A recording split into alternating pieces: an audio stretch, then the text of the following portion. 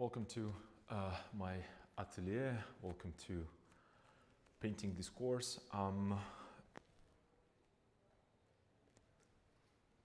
I kind of wanted to apologize in advance that I'm streaming in, unorthodox hours, but we have like enormous heat wave where I live, and it was really impossible to work here for a while. And since I don't use air conditioner or any other source of cooling device, it was really impossible. But I'm back.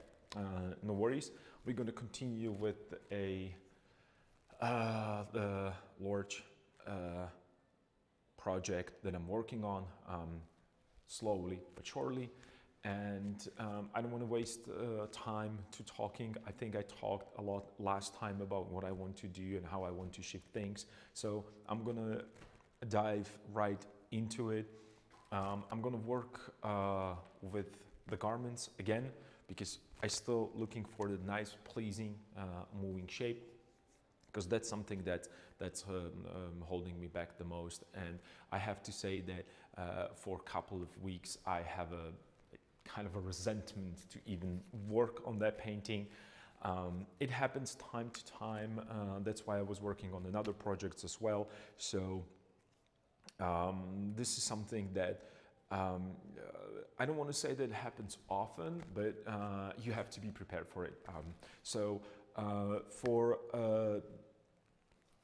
all of you that watch this stream, I don't want to say regularly, but for all of you that saw this stream before, remember to grab your pencils, paper, and canvases, paints, whatever you like, whatever creative tools that you use. It could be your tablets, and you can work digitally.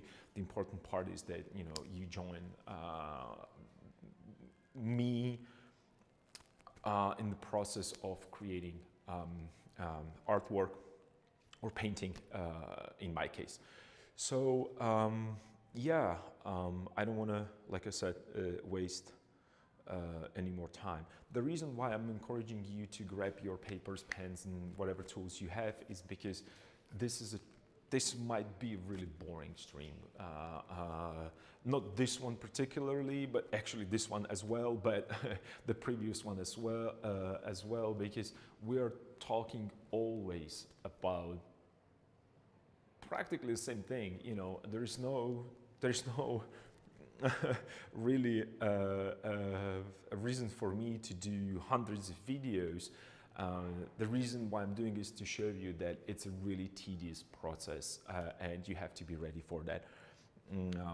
So yeah, let's get into it. Just really quickly, I have brushes, I have my palette, I use oil paints. I don't have a specific particular brands that I use. The only reason being is that I look for properties of a paint, not for a brand. And as long as the paint has a property that I'm looking for, I'm gonna get it and I'm gonna buy it. I have my brushes. They're all over the place because I was trying to clean my palette. So I have my brushes. There's a bunch of brushes that I use, but these days I use mostly cheap household brushes, or the ones that you can buy in bulk. I'm buying them like this. There's like a whole set of them. They're not really that great. You don't feel that you're holding some expensive stuff. It's just a really raw wood and the bristles at the end. But as I mentioned, I have a rough canvas. I'm destroying them a lot. I like to apply the paint. I really like to go into it. Like you can see that these two brushes. This is a new one. This is the old one, right? So I clean them fairly regularly. I can't even speak today. But then the application, the movement, the scrubbing, the canvas really works as a sandpaper for brushes. So if you work on the large canvases and you're applying a lot of paint, you like to work with a rough surface, you have to be ready that your brushes are going to get destroyed. That's just nature of a brush, right? So I'm not really one of those, you know, purists that they have these really expensive brushes and they nicely mix the paint with one way and then they're wiping it away. I'm not saying that that's bad or wrong. No, it's absolutely correct way of using your tools.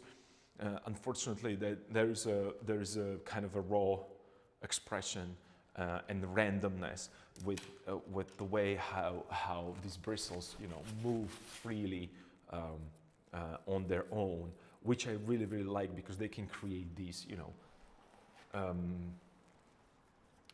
these abstract shapes that otherwise would be really difficult to replicate if I would try to just, you know, create a nice kind of a brush strokes. So I really enjoy to use brushes this way. That's why I have cheap brushes. I also have my medium right here, which is nothing else, just a odorless mineral spirits or white spirits and linseed oil. That's just a mixture that I prefer to use. You might see this little thing right here. That's for cleaning my brushes. I have them submerged a little bit because 2 days ago I forgot to clean them, so they need to be submerged. I also have my books right here, so you know me, how much I like my books, so I have them always on standby. I have some really cool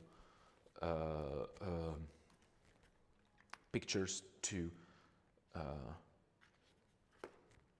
reference from, and I have Rembrandt, Caravaggio, Velasquez. They are really on standby for me, particularly for this painting, because it fits to that kind of narrative. So, but you know, I look into another painters as well. So it's not only these three, but you know, I really have a nice books, a nice references, especially for Rembrandt. This is a great book. I love it. I'm really fortunate to have this book. So. Yeah, I use it a lot. I also use digital sources, and usually here I have other reference pictures. You know, some of you prefer to have it printed out, you know, on the sheet of papers and have it all around. There will be so much of paper floating around that would distract me, so I have it, you know, I have it digitally. Mostly it's like an anatomy, you know, like the way of right now specifically because I want to work with folds and the clothes, so I have a folds and rhythms and stuff that I would like to incorporate into my painting. So yeah, that's that. So let's jump right into it. Hopefully, because I have a window open, hopefully there is no outside noise, and if it is, I apologize. There's nothing I can do with this. It's just incredibly hot here. Not here necessarily in the studio. It's kind of okay right now, but outside is just it's a tropical weather. So yeah. And as always, if you have any questions, you know, don't hesitate to ask. Okay, so composition. Over and over again, the same thing and same mistakes that I do, that probably most of us do. I worked on this little motion right here because I wanted to separate the sameness, or I don't know, the fact that these are repeating here and here. So I add a little bit more of a strain here. I kind of like it. I'm going to keep it there for now as my reminder. It's not finished. It's just It's just a placeholder for me. It doesn't really jump out. It serve a purpose right now, so I'm gonna keep it there. I should do a ground, a plane that they're standing on, because sometimes when I look at it, when I glance at it really quickly, I can't really say, are they standing on something or they're floating in the space? So maybe that might help as well. But since I can imagine where they are in my head fairly easily, I'm not that worried about that at this point. But there are certain areas that really need to be resolved down there in order for me to have complete kind of a image in my head that will help me to direct my attempts to paint, because I don't know, this really drain all my power. This painting really drains me. Yeah. So, and also my trusted soft, very, very soft willow, or I think this one might be not willow, but this is a, what's the other? It doesn't matter. It's a really soft charcoal stick that I use for drawing and sketching things really quick, because you can always wipe it away. And I don't mind if it mixes with paint. It's another way to work with paint. So I was thinking that this is, like I mentioned before with composition, these are really repeating things over and over and over again, and that repetition really bothers me. Visually bothers me, and bothers me because it's boring. It's boring to look at. I don't know, or actually not, I don't know. I was looking for some references, and I was searching through the books, and I was looking on the different painters, how they dealt with this particular problem. So I have some ideas in my head. I took a couple notes from also from a digital painting and from the sculptures as well, because there are these nice, beautiful sculptures, especially in late Roman era, where they just have these nice kind of a so-called wet drapery on them. They flow nicely, so they also reveal a little bit of a body. Unfortunately, I cannot really use that kind of a very, very kind of a wet drapery, because it's for kind of a thin garment, usually most of the time used for women, but it helps me to kind of navigate where the anatomy should be, because I want to show that movement forward, and right now I feel like it's not enough, and it seems like everything is on one plane. So again, I want to make sure that this figure on my left, it's going forward, and this one, it's on the middle ground, and then we have a background. So foreground, middle ground, background, and then you can divide it also, because I want to show that he's leaning. So this might be closer, this might be further away. So you don't need to do it only in the z-axis. You can do it also on the verticals, and as well in horizontals if you want to show. If you choose to show it that way. So this is what I'm thinking right now, is that I was not sure about which foot it's leading, but I believe that I'm gonna go with he's right-handed. Both are right-handed, so leading foot should be this one. But this is not, that has nothing to do with painting. This is just me trying to figured out how to approach this. So you don't need to think about that, or which is the leading further, which is, you know, the secondary. It doesn't matter. I just want to make sure that I have a clear idea of what I'm going to do and how I'm going to move the drapery around. So I'm thinking that this feed is going a little bit more forward towards me, and this is kind of a trailing behind. But it's, you know, half step, so it's somewhere like this, perhaps.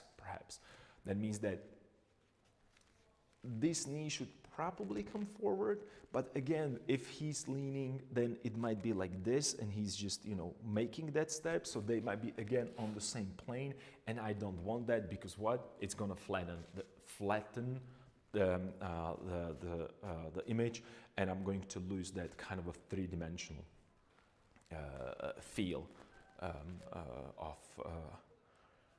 with this painting. And the reason being that I want them to be three-dimensional and the background flat, because there is a nice contrast that it creates, right? I have something three-dimensional against something that is flat. Automatically, no matter what you do, that it's going to create that separation between negative space and positive space, or the figures in this case. And again, you can vary it within the figures, right? So you can have areas that are flat and there are areas that are really developed, just to create a little bit more of that,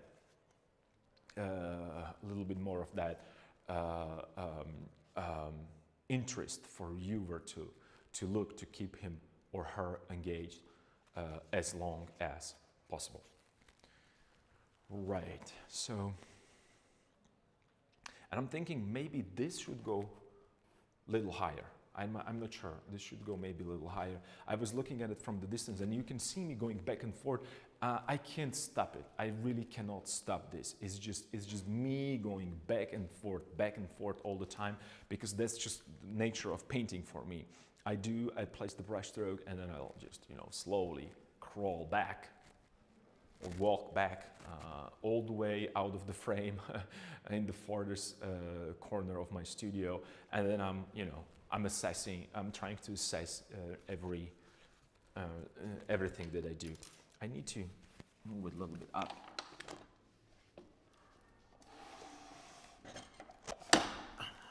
Okay, nice. I hope that, yeah, it's better, because I'm gonna work on the, I'm gonna try to work here and move things around, so I lift it up a little bit. Yeah. So what if I have this diagonal right here? I talked about the diagonals, and I don't know what if I put like diagonal right here, and you can see that I'm making really big statement there with that line, only to that's just a suggestion that, you know, you can always wipe it, repaint it, don't worry about it. But it could work this way, maybe. I don't know. And I want to create, you know, the differences between garments and fabrics and motions, and, you know, how they lay and flow. And I'm really not sure what would be the right way to go. I kind of like this, because this is a nice kind of a soft edge. And since, you know, I have everything rounded here, and it's, you know, seems it's repeating itself, it has the same size, or actually same width, same width. Maybe I should kind of, you know, make some, I don't know, kind of a, since this was a long journey, it's not like, you know, you can just go to a store, to shopping mall, and, you know, get new stuff. So maybe I could do like a little tears right there, because I don't know, it gets stuck somewhere, I don't know. And I'm thinking, I have my folds, draperies and motions, and, you know, like little diagrams, and how to deal with that.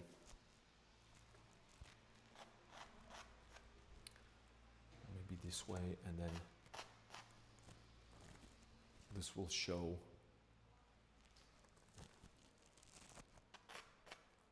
and maybe I could move this a little higher up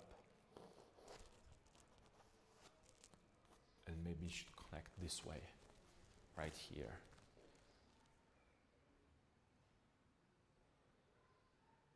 And you can see that, you know, I'm changing drastically what's happening actually inside the shape. So compositionally, that's important for me. And again, I just made the line and I made it exactly in the middle. I don't know what's happening. It's just, again, I try to I try to change it, and I really consciously have to move it to a little bit a different direction, like this way. Let's say here. Let me wipe this. And it's gone. Nice. And that could help me to create a little bit more of a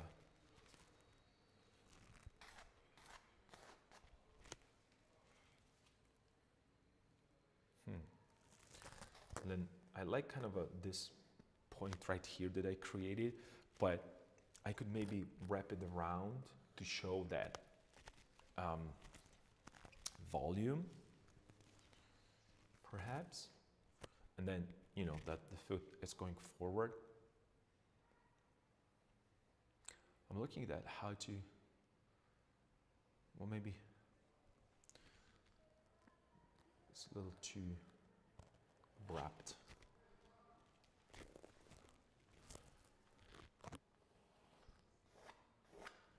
Okay, so we could go this direction, or maybe I could drop it a little bit more down. What do you guys think? Yeah, perhaps. And again, this is really slow process of me analyzing my own mistakes. I hate it because I always think about myself that I don't make mistakes, but I do. 95% of what I do are mistakes, unfortunately. So maybe this could go around. So I'll just from the other side, because I'm trying to connect them in terms of. Just a second.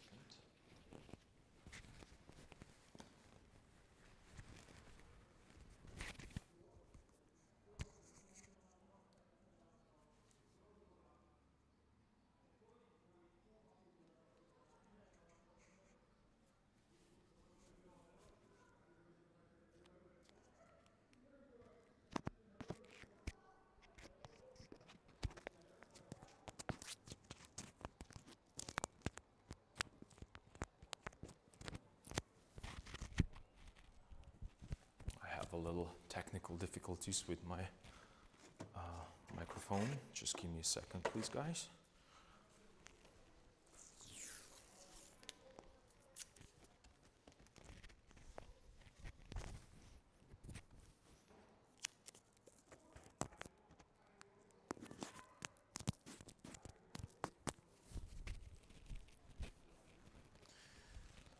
Hopefully it was not too loud, but I had to fix my microphone so you can hear me. Okay, where were we? Draperies, yes. And again, I have one side, another side, so I'm thinking, this way.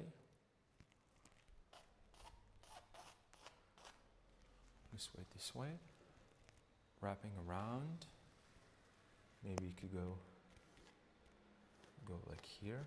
So I would have a little bit of this. Then maybe I could move this like so. Since he's putting his arm out, so I will create that kind of a point right here, and the belt could go this way. I have to be careful not to repeat the same rhythm too many times because, you know, I have this rhythm here, I have this here, I have this here, I have this here.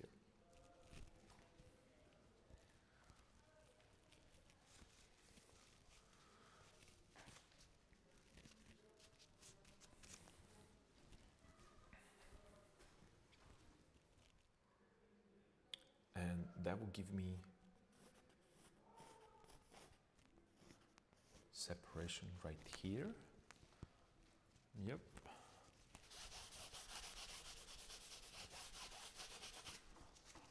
And I made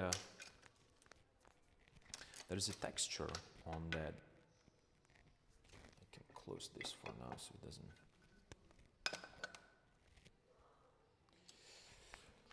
So I need to scrape that texture.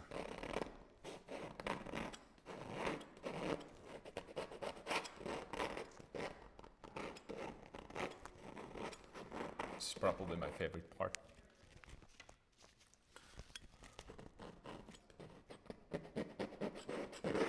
And this is a very valuable lesson for everyone who's watching. And I talk about this a lot.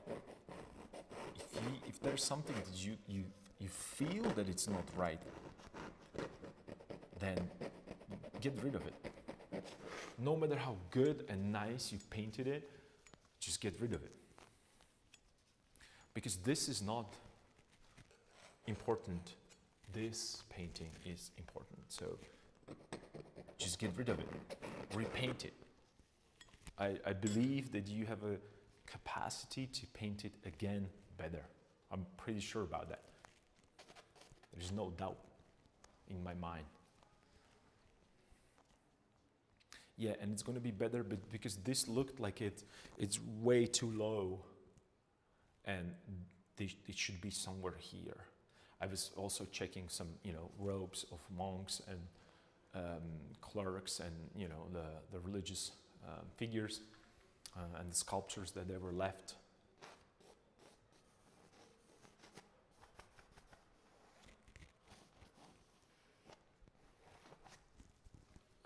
They were left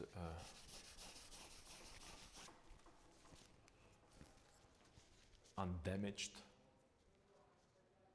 and I was really looking into these faults, and perhaps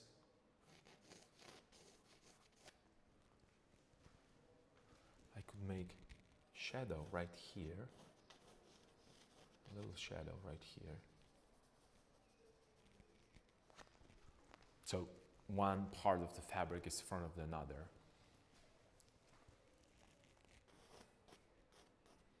It's going here, this one is front, it's going right there, and it's connecting with this. So instead of having, you know, really just boring a bottom like this, I'll just put a little bit more of those kind of a wear and tear that might be found on the clothes that was worn for such a long time. Yeah.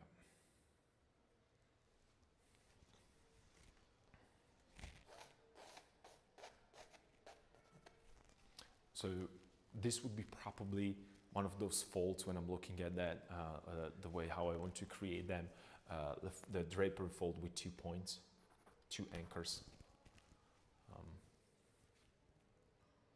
and it's bunching right here, so it's create kind of like those triangular shapes,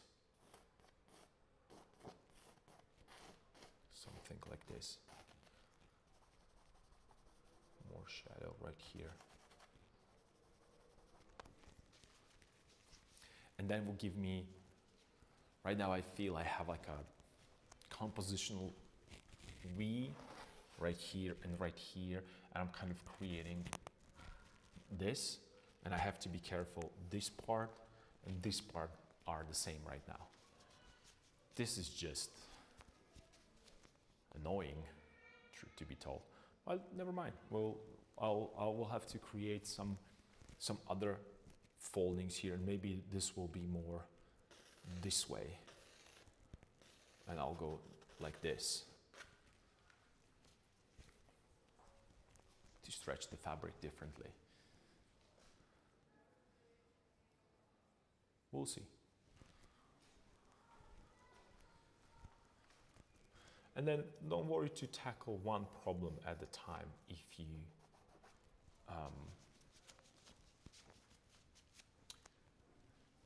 don't feel that you're juggling with the multiple balls in the air.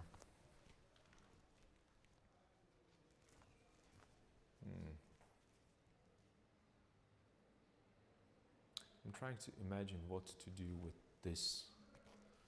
Maybe if I'm thinking maybe what if he also has a multiple layers or different parts. That might work as well.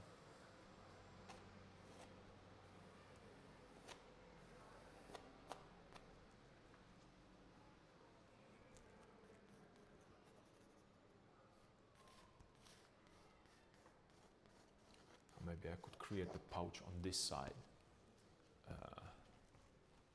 with random stuff that they might hold, probably some pens. I could put pens there.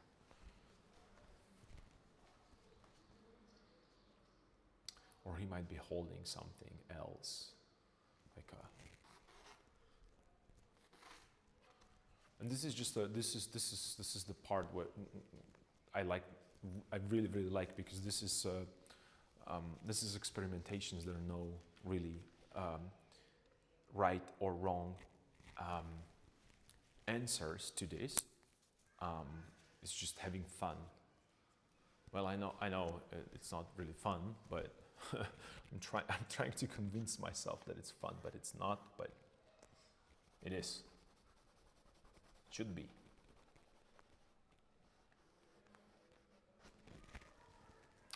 It should be.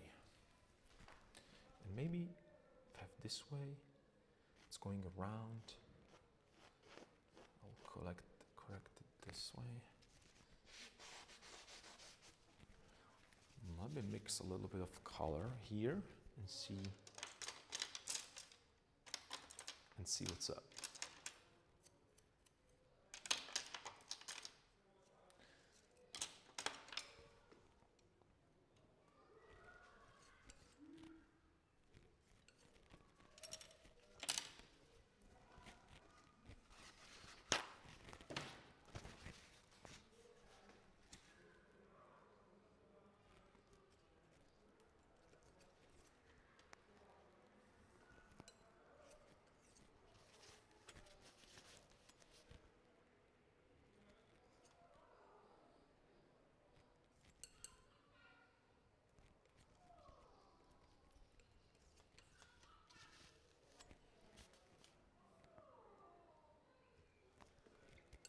Touch of black.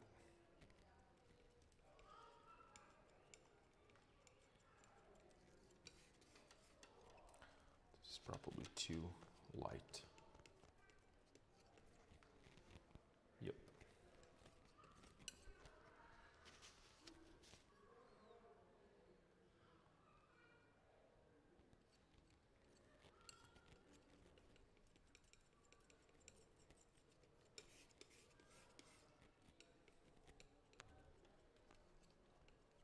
I'm trying to keep it neutral color. Too light. Let me just grab, oh, I did not squeeze some yellow ochre there.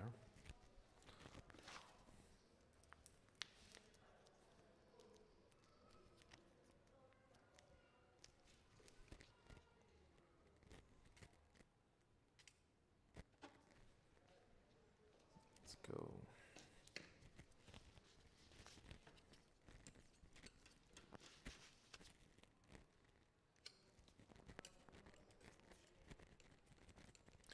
Right now it's just not only slightly darker, but it turned a little warmer, which is not a big problem, but I would like to keep it cool. So I'm gonna add a little bit of black.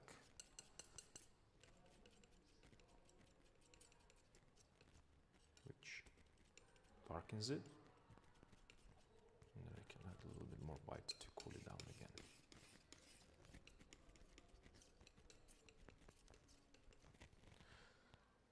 Yeah, I'm very close to, yeah, nice. So I'm going to use this color as my eraser because it's very close to the color of a background. So I'm not going to use a big brush right now, right off the bat, because I just want to see how is this going to work.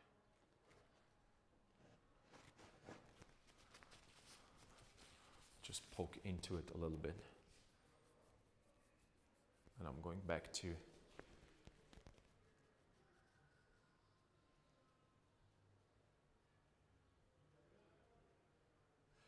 I have a question right here, and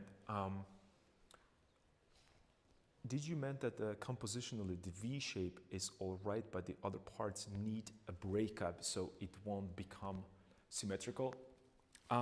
Yes, yes. Going back to your question, when you look at, I don't know if it's visible enough, but I have a, I'm pretty sure that you can see the dark stripe that's going right here, which is diagonal. And I created another one that is going this way. What I created, it's kind of a V shape that it's very symmetrical, and it really annoys me because this area right here, when you look at it as a flat area, the square footage of this area, it's very similar to square footage of this area, which means they are compositionally identical. The reason why I like the V shape in the first place is because it kind of frames the faces, right? So diagonal, or actually implied line in this case, because by implied line, I mean that I'm implicating that direction. And when you look at its V shape, and it's like this is where your eye kind of going back and forth, which is all right, but that kind of makes it too centralized. It depends what you're trying to describe with your composition. It might be beneficial, or it can go the other way around, and it might kill or destroy your composition because it's just too boring. But what I did, I decided that I'll move this a little bit more down, so it's going to be somewhere around here,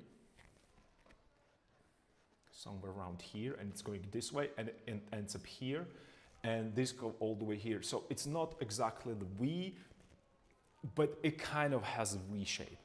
And then I need to create also motion around here, because this is really a flat, boring shape to look at, which is, again, when I was talking about the composition before in previous videos and streams, this shape right here, it's very similar to this shape right here, which creates 1, 2, 1, 2 sameness. And it's just kind of a boring repetition. Everything seems like it's like if you forget that you're looking at the figures, just think about abstract shapes. And I have a long abstract shape that is going from top to bottom, which looks like a pillar. Then I have another pillar, and the third pillar, and the fourth pillar. It's kind of boring to me, and to viewer as well, and to your brain, because your brain trying to simplify everything, so it goes 1, 2, 3, 4, thank you, and it's gone. And suddenly it's not important to look at. And I know I have 2 very strong vertical figures right here. I need to, do some diagonals and some horizontals and the diagonal from another side, and work with the angles and flows a little bit. Maybe throwing there an S curve, right? So your eye will go like S, like this, right? How can I create it?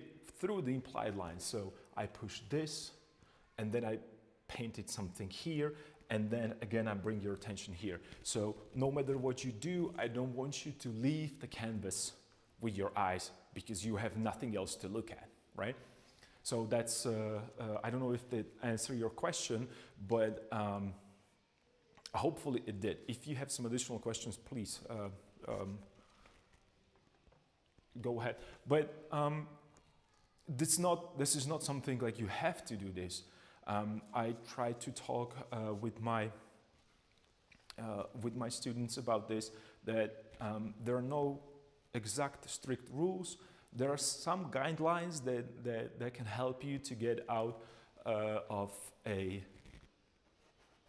difficult spot, and most of the time it's just that repetition and intuition and really going to museums, and if you cannot go to museums, searching through hundreds and hundreds of paintings and with another masters, because and I mentioned this again before, that I'm pretty sure that Rembrandt already figured out or dealt with the same questions that I have, and he figured them out, and I'm using him as a guide. I'm using him as a reference point.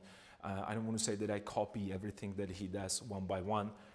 First of all, I don't think I have a capability of doing it, and the second of all, that's not art. That's restoration, and I don't want to.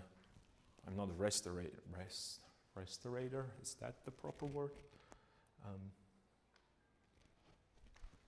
So if you have a problem with your own compositions, go through similar paintings, and I'm 100% positive that you will find the answer to your problems. That being said, that's just really there is another thing that it's very important to say, is that you have to be careful. If you start relying on your reference pictures a lot, then you lose your own creativity. So be mindful with it. Speaking about the problems with the compositions and repetitions, look what I did. This is a little kind of a pointy part right here, and I've replicated it here. I don't know how I'm doing this. It's just, it's so bad, and I really have to consciously look at it. That's why I also use the mirror. Behind me is a mirror. I go out of the frame. I don't think that you can see me, but I can stand right here, and I'm looking at my painting through the mirror reflection, and I can immediately see the problem. It's just immediately I can see that there is a mistake with this little part here. So I wouldn't be able to see it if I draw it there only, because a line is less powerful than the whole shape. That's why I put the paint there. I could not assess this correction properly in my head. I had to see it. So what you're going to do, the same thing that I, scrape it away. And this is why painting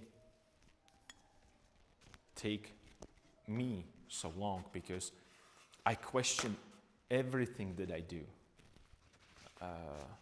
even such a small adjustments, because I really created two exactly the same kind of arrows right here. And they kind of move my eye this direction out of the painting. I don't want you to go there. I want you to keep you looking at the painting.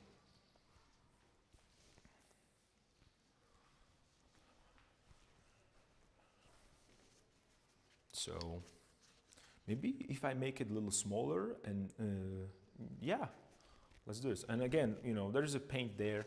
You can wipe it completely if you want to, but it's not really that big of a deal for me. And this is very important. Nothing happens. There is no, oh my God, nothing happened. Just do it. Don't really, maybe if I shape it a little bit this way and droop it down this direction. I'm looking at the fold references, if that's possible to go. Maybe it is, I don't know. Who cares? I care.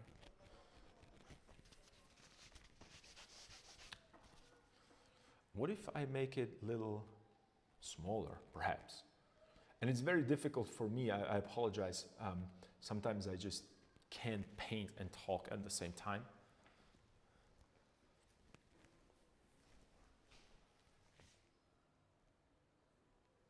Oh, thanks, man. Thanks. Yeah, just go ahead, ask as many questions as you want.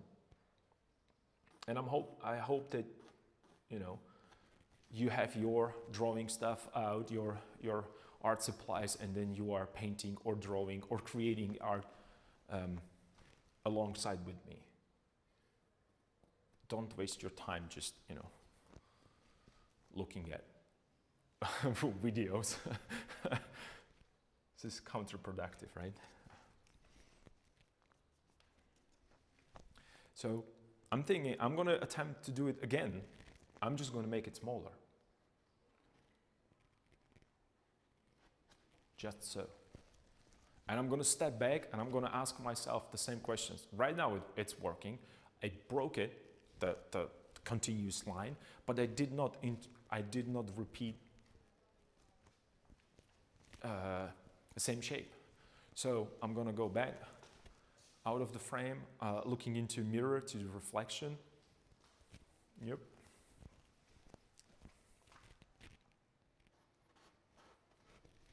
So I mentioned before that there is that 95% of my work are mistakes, and you could clearly see it right now. It's just, I made a mistake. Well, no one sees it. So, yeah.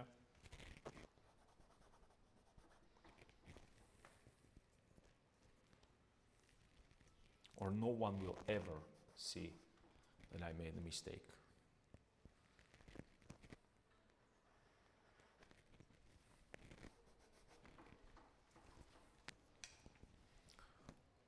And I'm moving back and forth, looking, adjusting, trying to find kind of a nice, pleasing shape, abstract shape, because I work abstractly. And then from that abstract shape, I'm trying to bring some meaning or clarity to a viewer. I will move this way.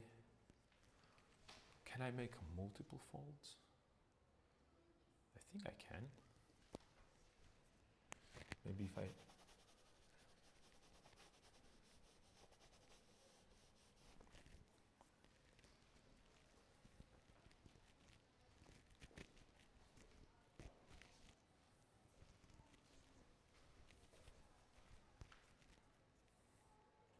And what about the other side?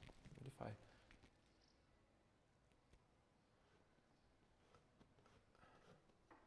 break it there on the other side as well?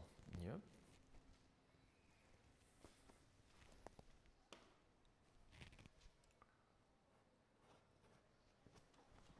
And you can see how I'm pressing with the brush on the canvas. It's just really, it's really not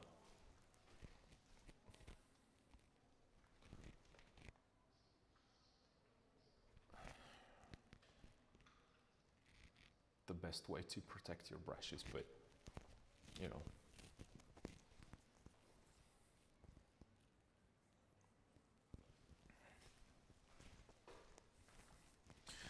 And right now I will need also a kind of a neutral garment color, but this is a lot of colors happening right here. I kind of like it because it gives, you know, that variation there. So don't hesitate to just do approximation of that color. Rather, don't even think about the color, think about the value. So as long as you get the value very close to the values around, you're going to be fine. It's going to be believable as a first step, and then you can always correct it. If you can hit it immediately, well, congratulations, man. You protect yourself from a lot of headaches.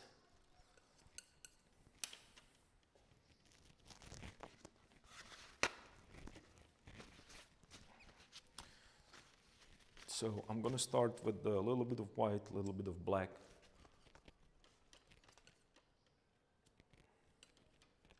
Just to kind of hit the value.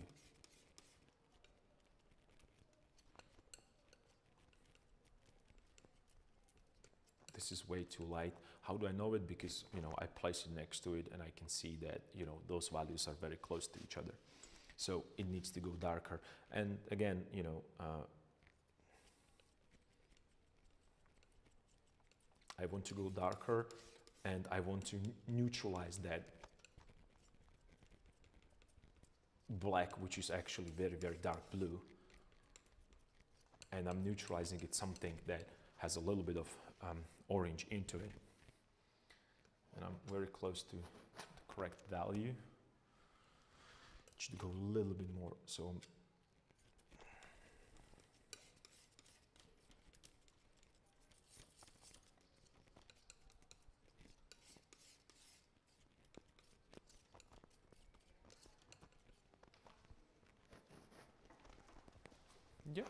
yeah, very close with the value, maybe a little darker, because at the moment when I put a little bit of medium into it, it's going to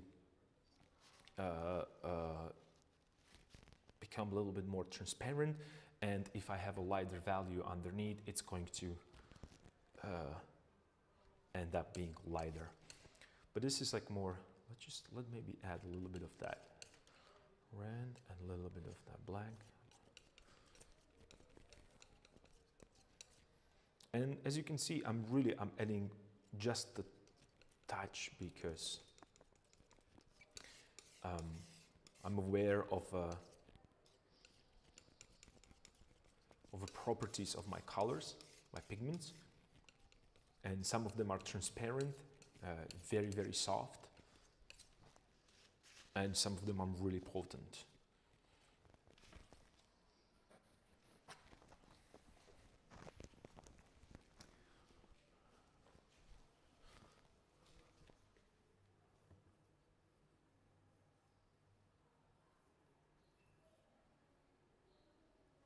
Okay, cool, man.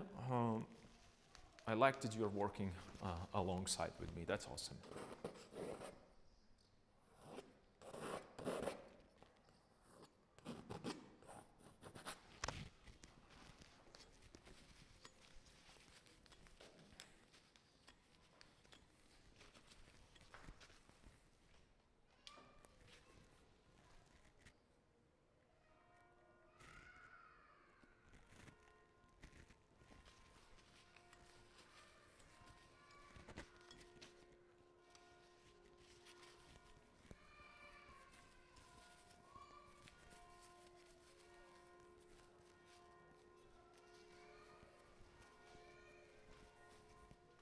And maybe I should probably adjust this center part right here to see if this shape does not collide with other shapes. So let me grab that real quick. I'm gonna make it a little darker, a little bit darker, not a little darker, a little bit darker.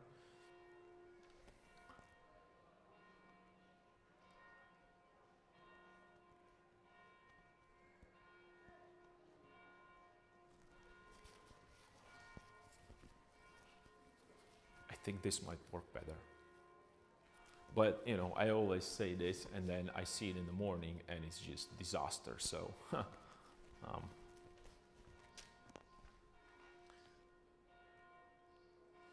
it should be a little darker and warmer.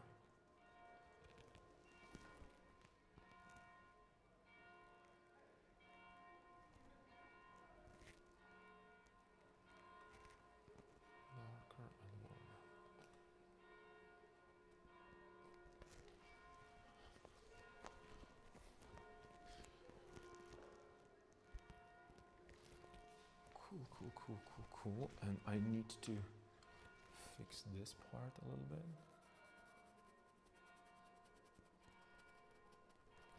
I'm trying to make a little softer edge right here. The reason being is because it's receding away, or it's going away from us, it's receding into background. So working with that little bit of that atmospheric perspective.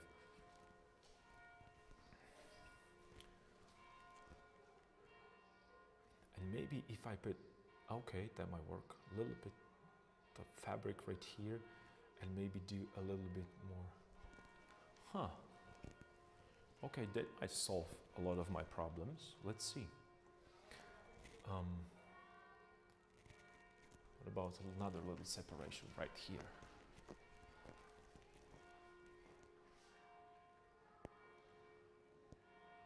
Okay, that might work.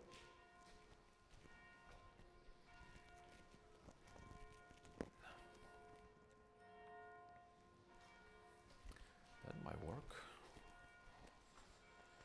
Okay, let me grab paper towel.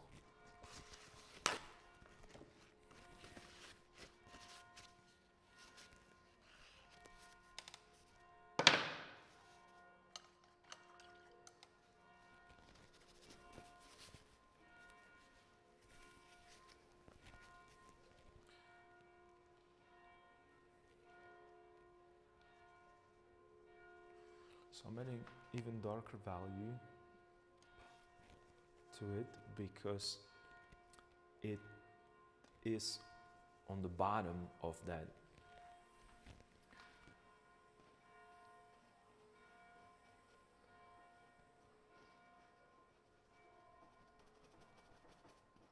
right here, and I wanna show that it's a little dirty because they're, you know,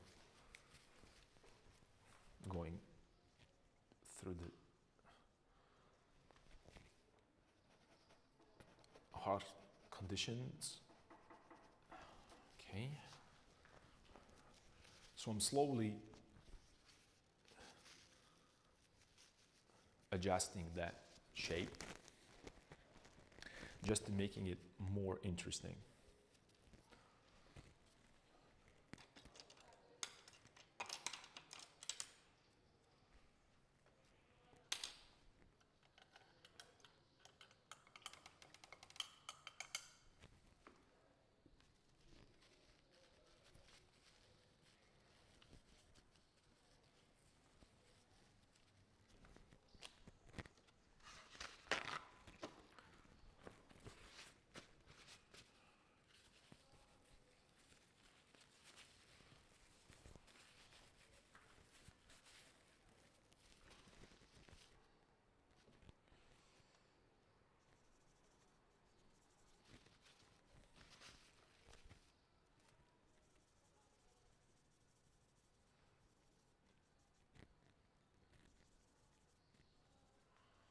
Okay, I mixed a little bit of that charcoal color because I would like to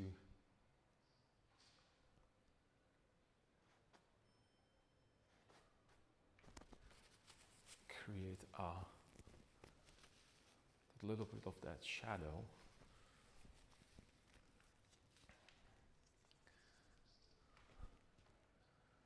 Maybe more.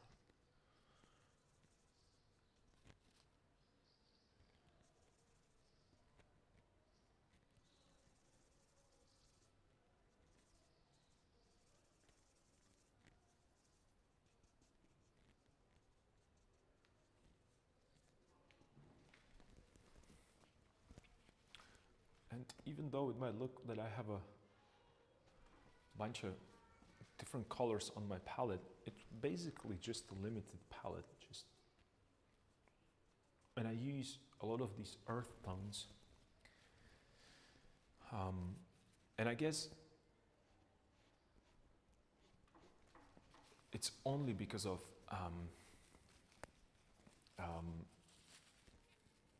my preference.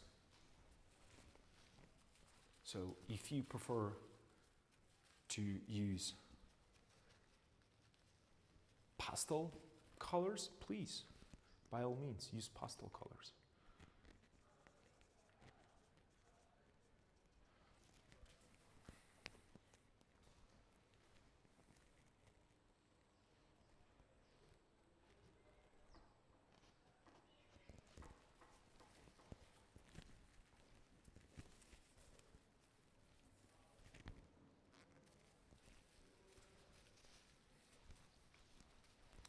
Okay, so it goes all the way down here, and we could create a little bit of a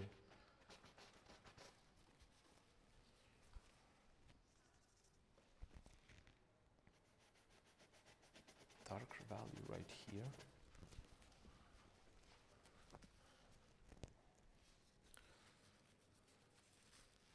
This might actually work today, and tomorrow I'm going to be repainting it again and again and again.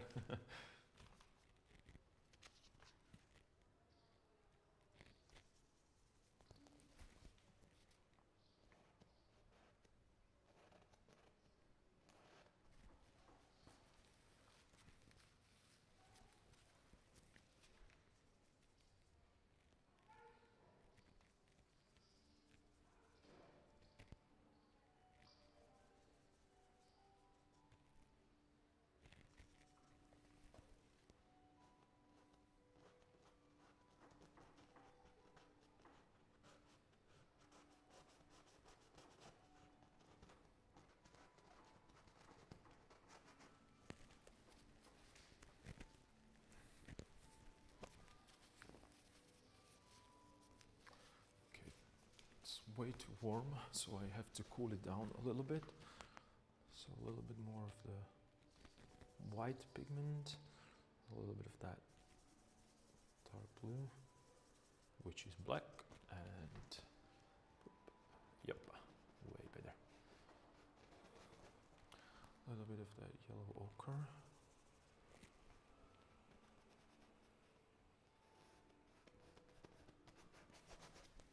And what I'm doing, I'm right now trying to unify that different folds that I have here, because they're kind of at this moment they're working against me, because I can't really see that shape as a whole. So I'm right now simplifying everything that, you know, I already painted there. And maybe something I will leave as is. Maybe I will add something. Maybe I will, you know, paint over completely something. It doesn't really matter, because, like I said, how do I fold this? So maybe this way. Because at this stage it's just fun, it's experimenting, it's moving things around in order to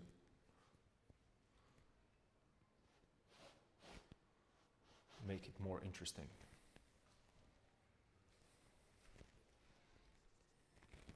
And maybe I could do this and bring it here. Yeah. And create a little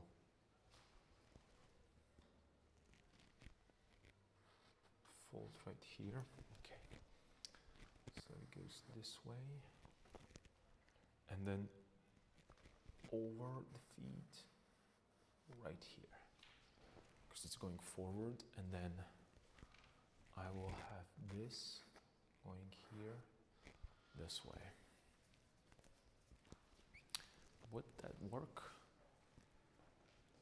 I believe this is all right.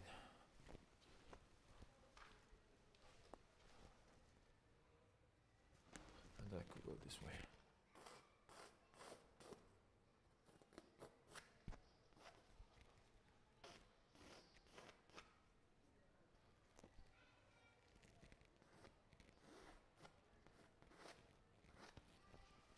And maybe this way, like this.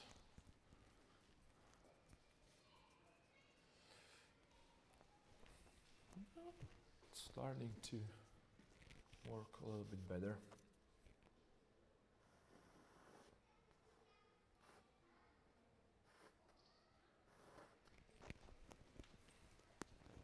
But again, when I'm looking at this compositionally, I don't want to overdo it, because that's not the focal point of the painting. Focal point of the painting are faces and hands, and at this particular a fragment from the larger piece. So I want to keep it fairly close in values.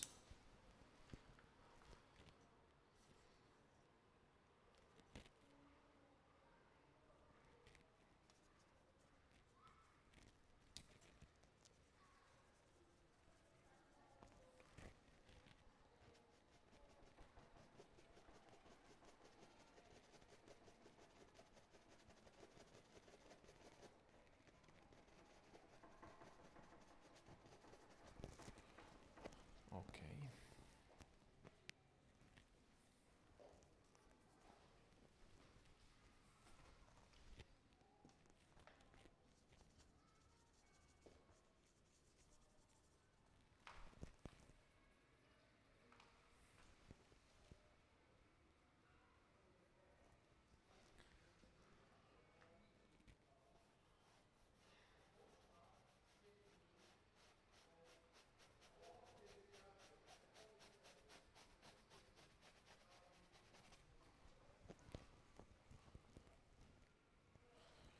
I think this is going to be difficult or important, not necessarily difficult, but important part.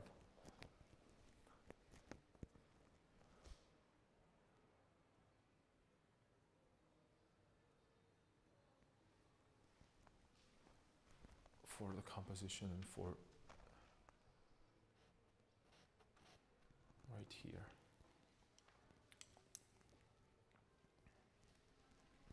So let's look into this.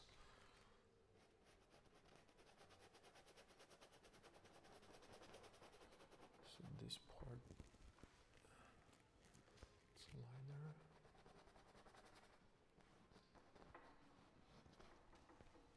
Here.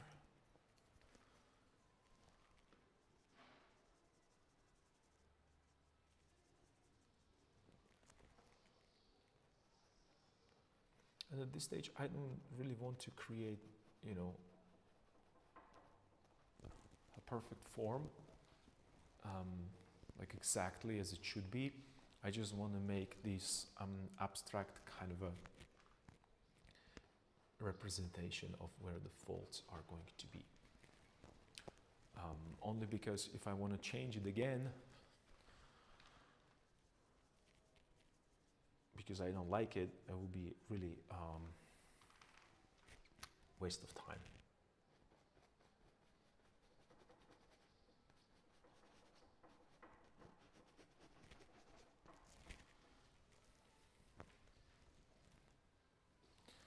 Yeah, it seems that this might work.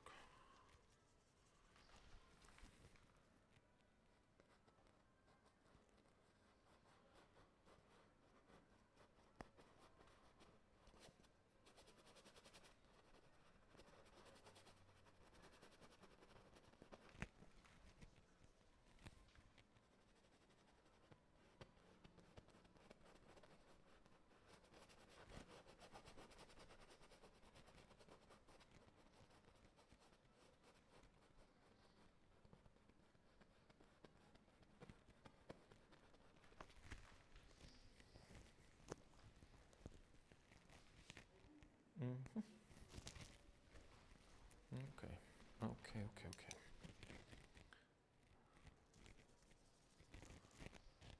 So let's maybe put this here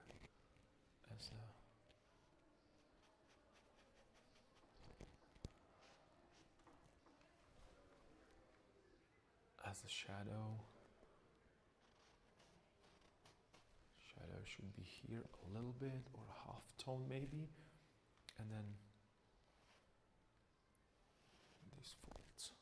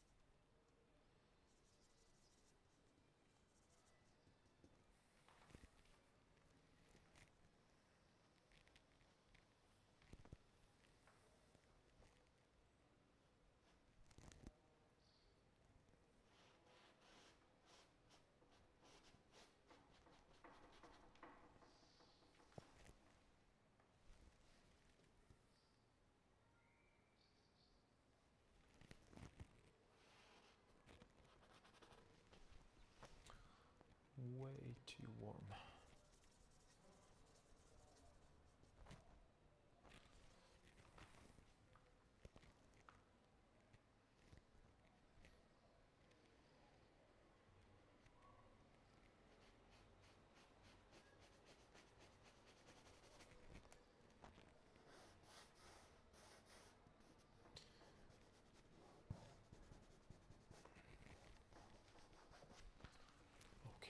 So I'm going to step back. Okay, I think this might work. We created that separation slowly but surely between these major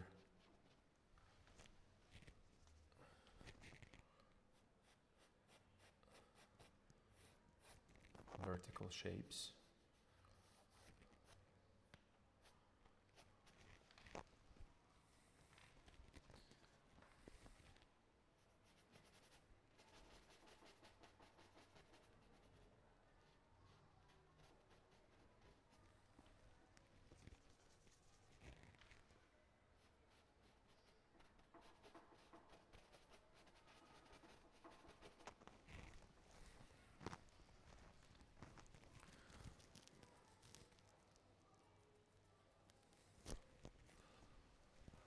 Okay, let me just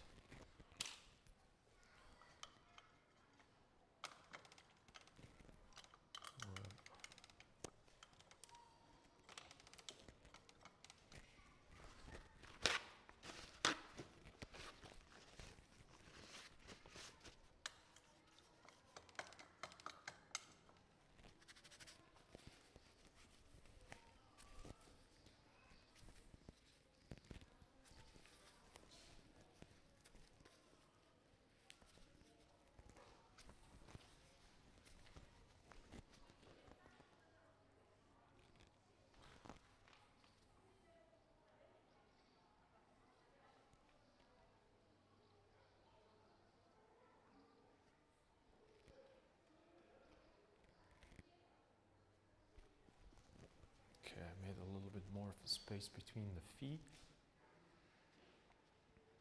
which gave us a little bit more clarity of what's happening down there, which is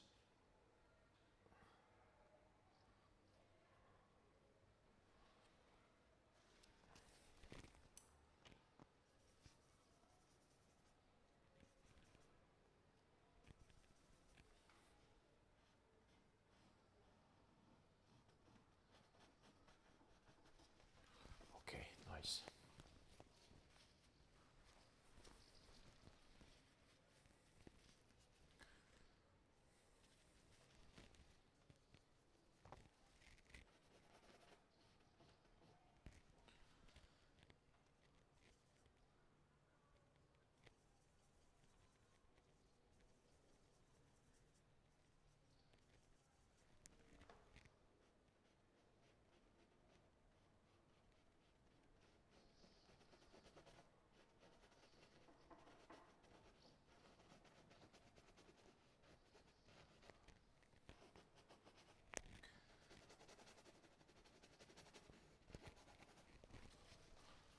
Cool. Nice.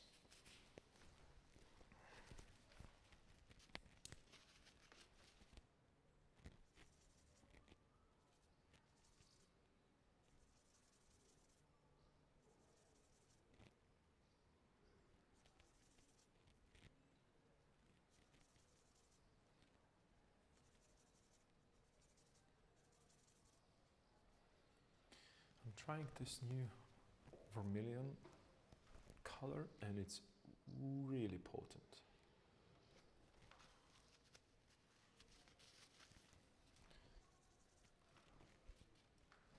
It's almost like a cadmium.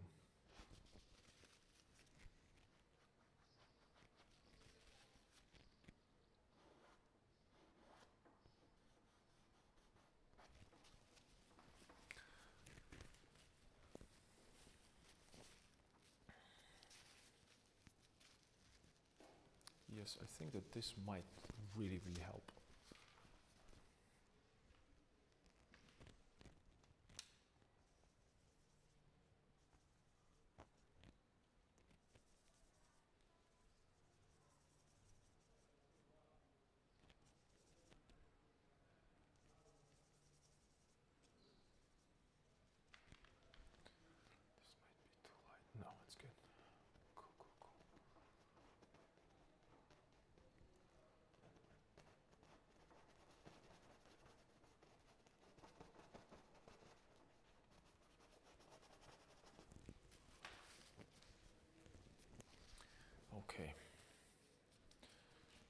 this should go a little bit more this direction. Perhaps. Let's try this out. Because again, the same problem with the repeating shapes. I again see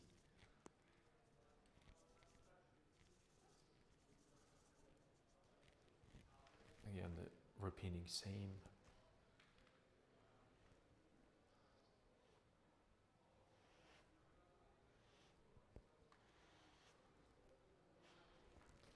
So I'm going to divide it into a little bit smaller shapes and maybe push this a little lower so it's not that abrupt change right there. Maybe, let's see what's happening if I move it this way.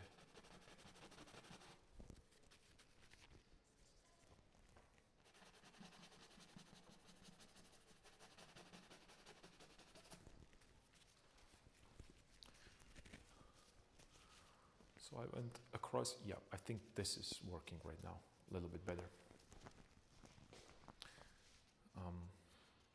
I'm pretty sure that it's hard to see on the screen if you are watching it, especially if you're watching it on a smaller screen. But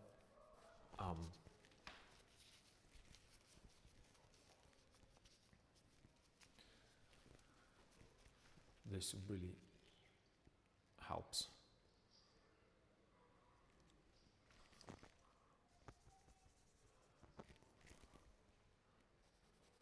Just cover these lines right here, a little softer edge.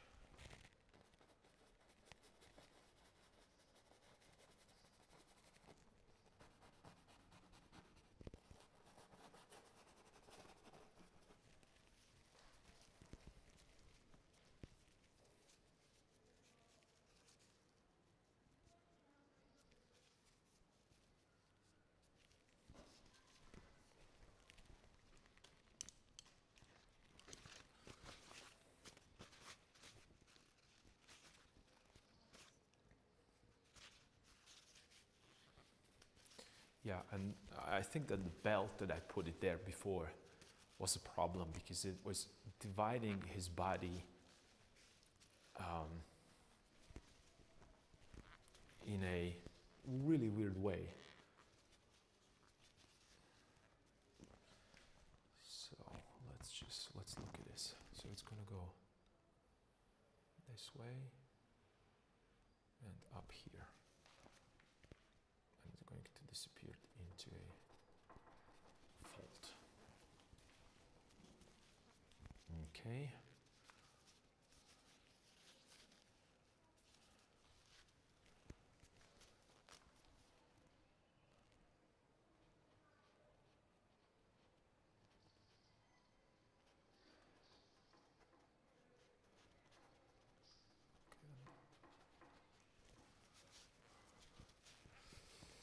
Cool.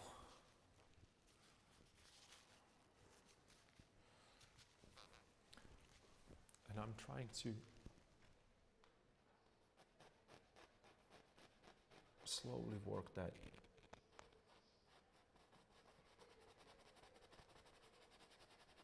V shape in so it doesn't jump out that much.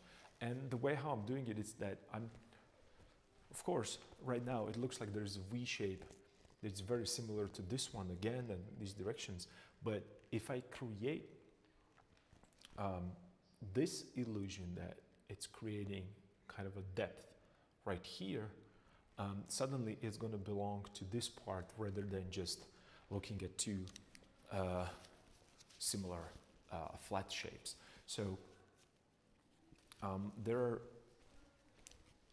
plenty. I'm sorry, I just need to do this. There are plenty options for you and your composition to work with, or actually I would say infinite number of options.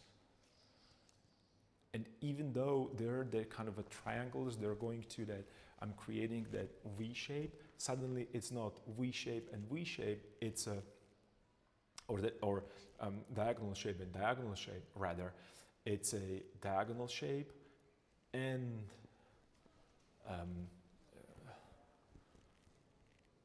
garment that it's creating V shapes, but they're not sticking out that much. They're kind of a believable folds. So these are kind of a harmonies within varieties, which is, I think, the main idea when it comes to composition.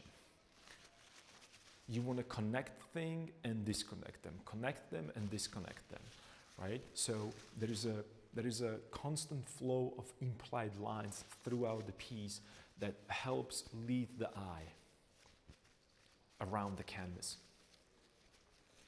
And it creates interest, it creates drama, if you like to be a little bit more from the era of romanticism or realism.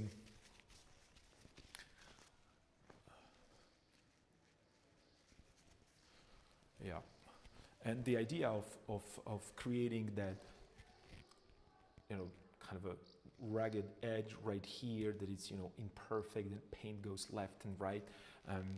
From close-up, it's just the abstract painting. But as soon as you step back slowly, and this is something that Rembrandt mentioned multiple times, his paintings are not about smelling, it's about looking. So you don't need to, or there's no reason for you, if you'd like to, you can, but there's no reason for you to look at this way because it doesn't make sense. And the same way when you paint, if you're looking at me painting, I'm trying to be as far as possible from the canvas because I need to see what's happening. Even though it doesn't seem significant, little brushstroke right here, but this little brushstroke that is right here belongs to the whole painting, so it's affecting everything around.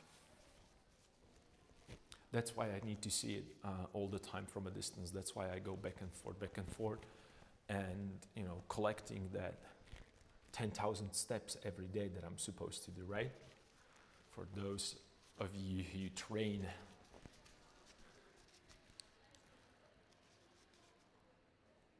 And again, everything is about composition and the variety within harmony, and harmony within the variety. Another thing that I would like to point out is that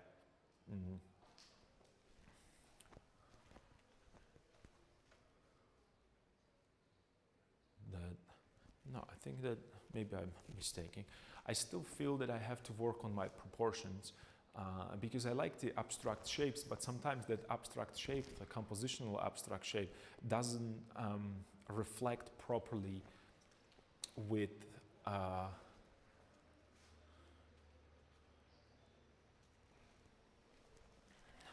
or let me rephrase this because I'm trying to assess my painting and speak at the same time, and it doesn't work.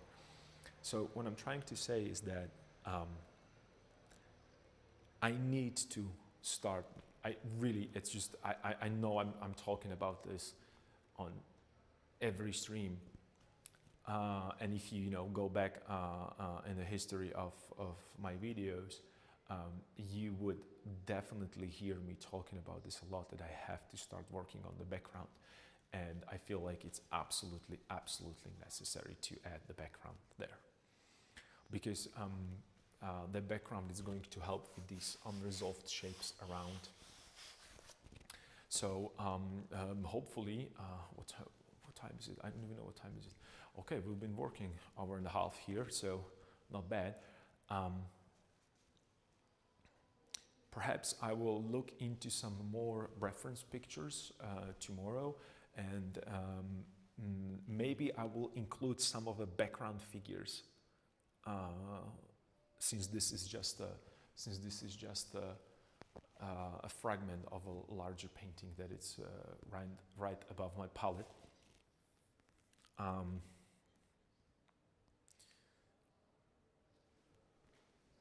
And that will help connect certain things and, you know, destroy those shapes. So if there is another figure that is supposed to be right here, I should probably add it there. And maybe I could do it even right now, since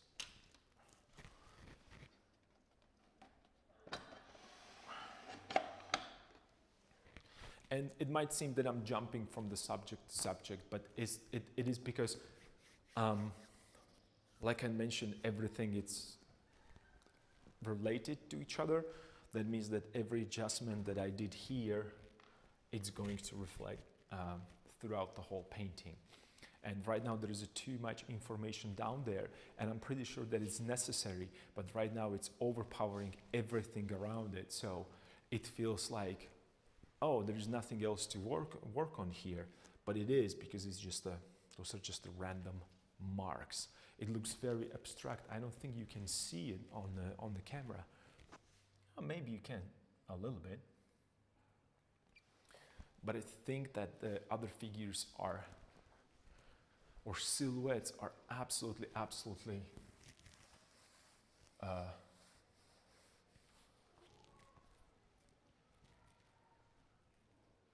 extremely important. Extremely important right here. So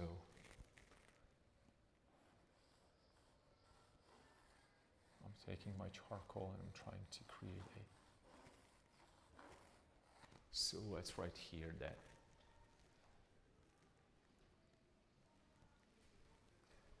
is his head above or slightly above, so I'm going to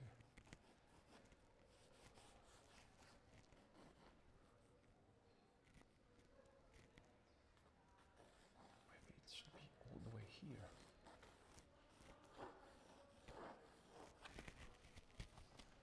This is where it should be, maybe.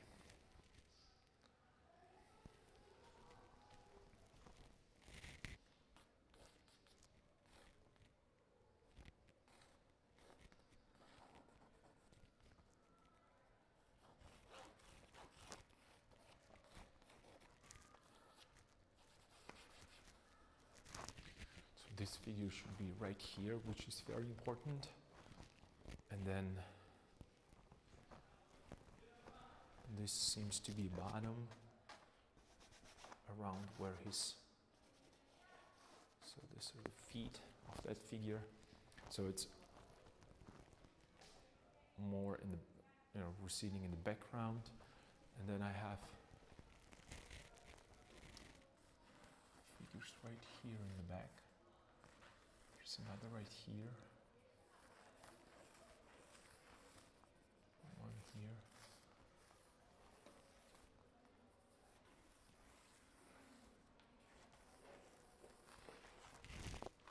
Okay. So again, in the composition, I'm looking for the rhythms. I'm looking for something interesting there, right? So because right now I had just a, you know, just a cutout right here, and I can work with this cutout because I'm imagining what's going to be left and right, and how this shoulder is going to blend in the bag, and how to bring it back and forth to a certain point. At this point, I think that I needed, that it's time to include these things, time to create some kind of interest in the back. And do you know what? Let me just, you know, have fun with it a little bit, since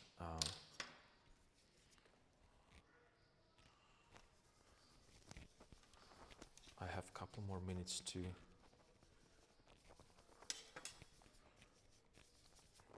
work, and I'm just going to grab this and nice.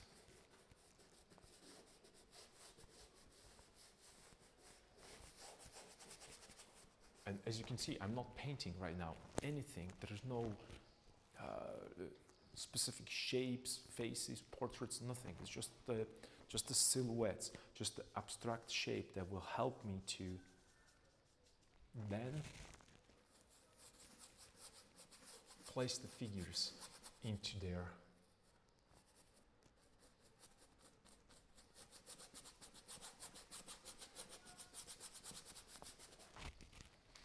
And I'm using really just the free-flowing motions. There's nothing that.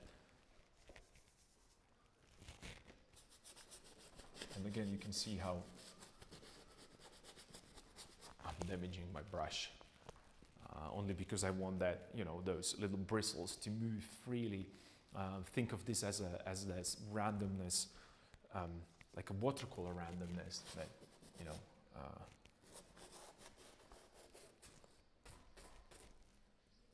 that I can create here. Okay, so this, oops, that was a mistake, or was it? Maybe it wasn't. Who knows?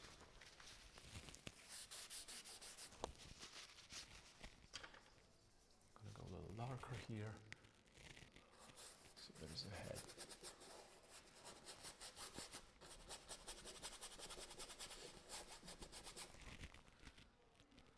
And I like to do this, you know, at the end of my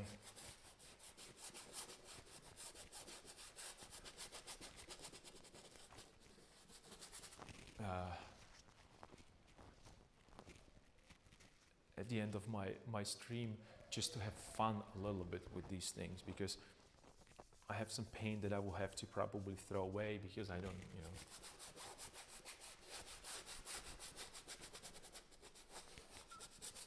I like to work with the, not that I like to work, you should work with the fresh colors. You shouldn't use old dirty paint for, you know, for main areas, but you can definitely use them in the background. And I could maybe add a little bit of kind of a coolness into it. And why am I making it cool? Because I'm thinking about right now the atmospheric perspective, and everything that we see in the background happens to be cooler. I know that this is not that kind of a distance, that being said, or the meaning that this is not like a, you know, mountains in the background, but it's the same principle. And I remember I saw this or realized this for the first time in the paintings of Da Vinci and Raphael.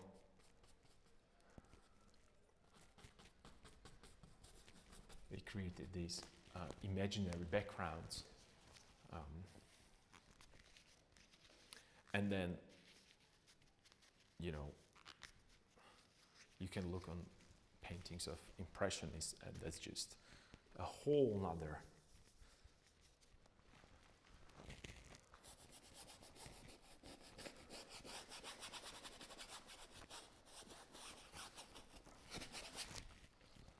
and you can see that I'm not really careful with the application, and it's because I don't need to be.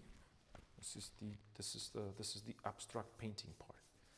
This is a performance art right now that I'm doing. Contemporary schools would be very pleased with me, because it's all about expression and whatnot. Okay, and I'm starting right now with these abstract shapes, just because I need to see it. There's so many variables that I can't just, you know,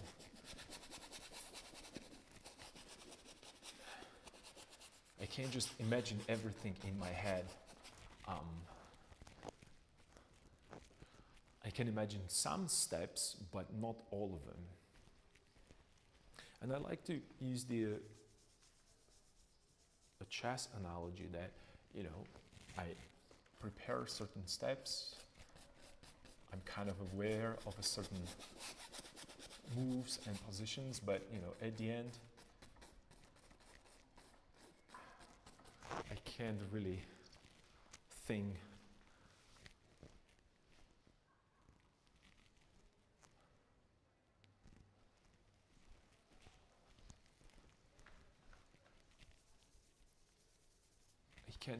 that that many steps in so many variations at once. So placing this there is just simplifying that position. This is a chess terminology. I'm simplifying that position, so it gives me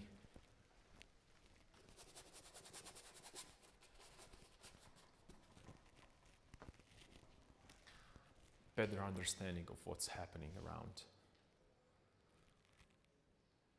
And I don't know if it's you can see it also on the screen that I didn't do anything. There's just a dirty, muddy paint that I have here with a lot of solvent.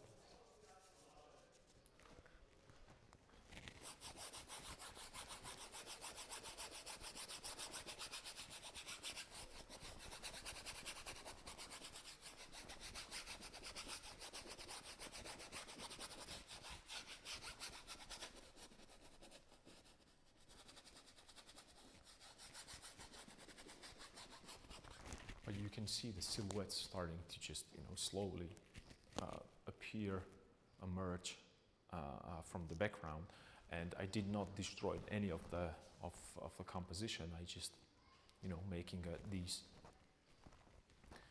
adjustments, and maybe if I want to make it a little darker because composition is asking for it, so maybe I can.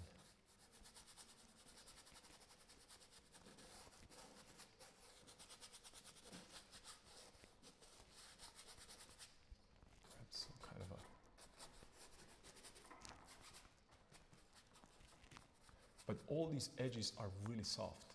Remember that this is really a distance. It's a background, so there are no hard edges there. Why? Because as we recede in the background, the values are getting closer and closer together. Yep. And maybe right now I did this brush stroke, and I see that it's really, really. It's distracting, so I'll just work it in to canvas. That's it.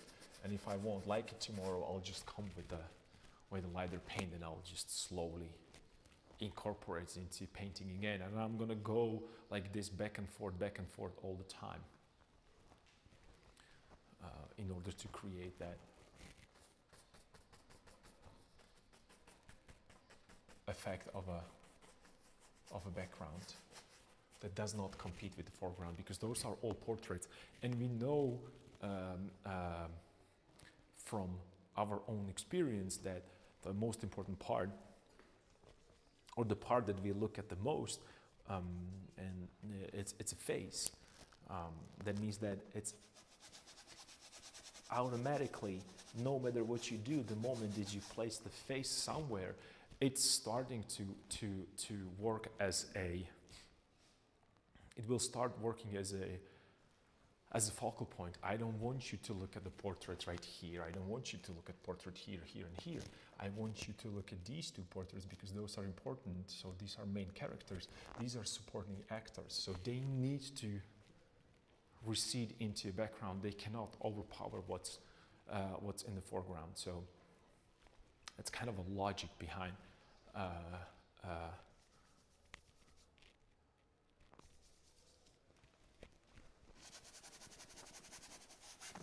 maybe a little too dark, but we're experimenting, so never mind. And maybe I add a little bit more of that blue, so even though it's dark, it's cooler, therefore it recedes in the background a little bit more.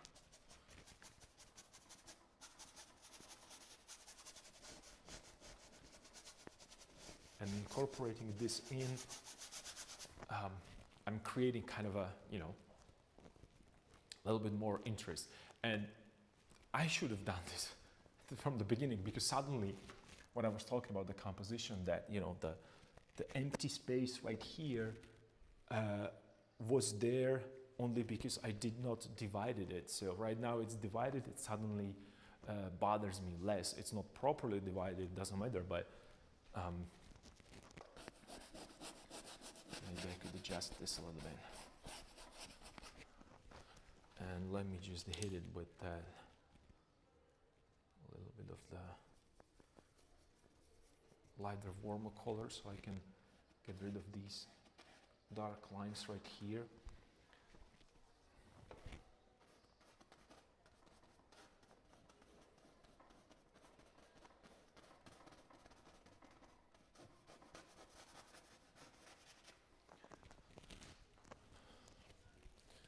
Yep,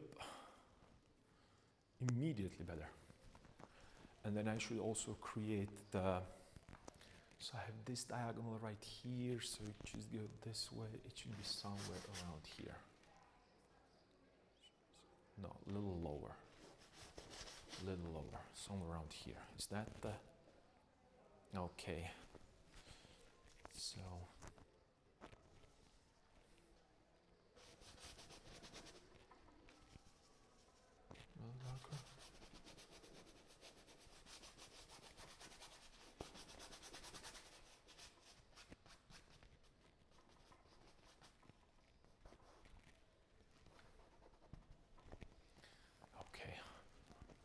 Yep. Why didn't I do this a little sooner? I would.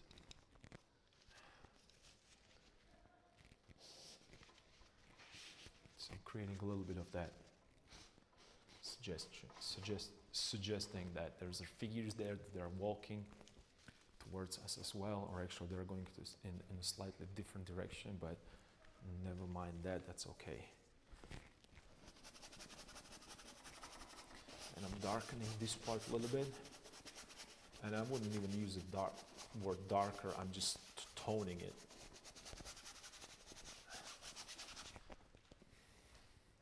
So right now the figure emerges there, and it is absolutely necessary to have it there, because abstractly and this goes for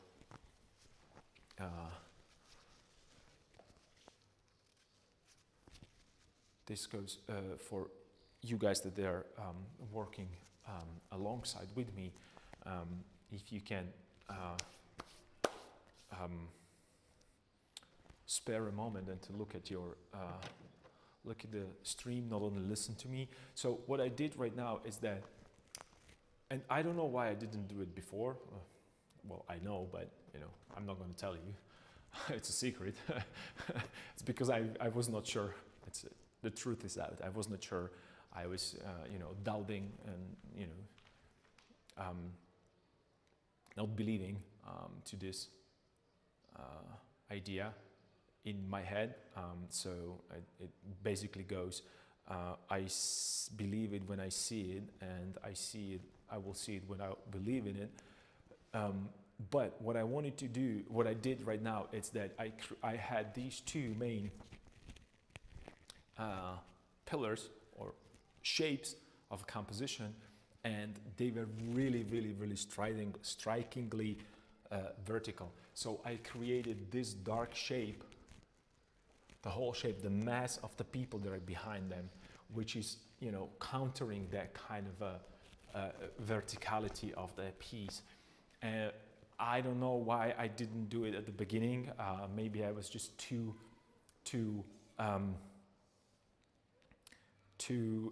focused on I don't want to say details, but on a little bit more detailed parts. But right now it's starting to work very well together, and I'm pleased that I corrected that mistake. So remember, if there is one thing that you will remember from this stream, is that you can always correct your mistakes. You just have to give yourself that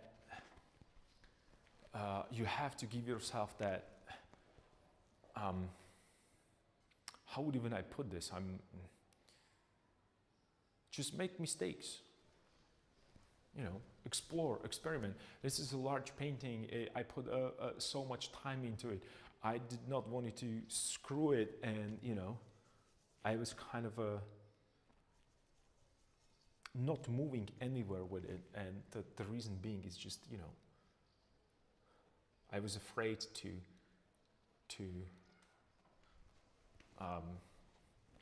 do like this. I don't want to say there's a drastic change, but you know, I wasn't sure about the background. I didn't know what to do with the background. That's the truth. And I think that everyone who creates and work should understand that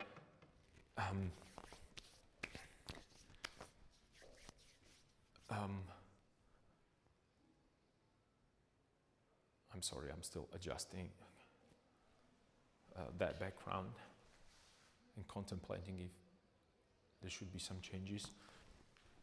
Let me do quickly some more adjustments, because I think that my camera is going to die pretty soon.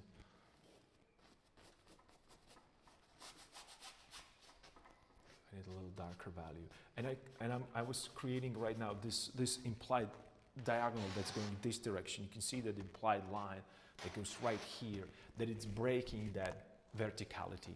So this is what I was talking about before, and I didn't do it myself, so please learn from my mistakes. Do not hesitate to change things, even though it seems radical. After all, you can always paint it back. And you know, I spent what, 10 minutes to doing this, you know, this little maneuvering back and forth. If I don't like it tomorrow, I can just grab a lighter paint or lighter value and just, you know, it will recede into background that no one will ever see. No one will ever see that mistake. So, but right now it's finally working. I'm really, really happy that actually you guys push me through this because of those cool questions. So hopefully, yeah, exactly. It helped a lot. So thank you for saying it, because it was like a cutout, you know. It was something that it was not incorporated. The background was there, just like a, you know, it could have been raw canvas, and right now it's starting to be a painting finally. So yeah. I will stop here right now. Because I have another project that I have to work on. But thank you for watching. Thank you for participating in this painting this course, and I hope to see you soon again. Take care. Bye.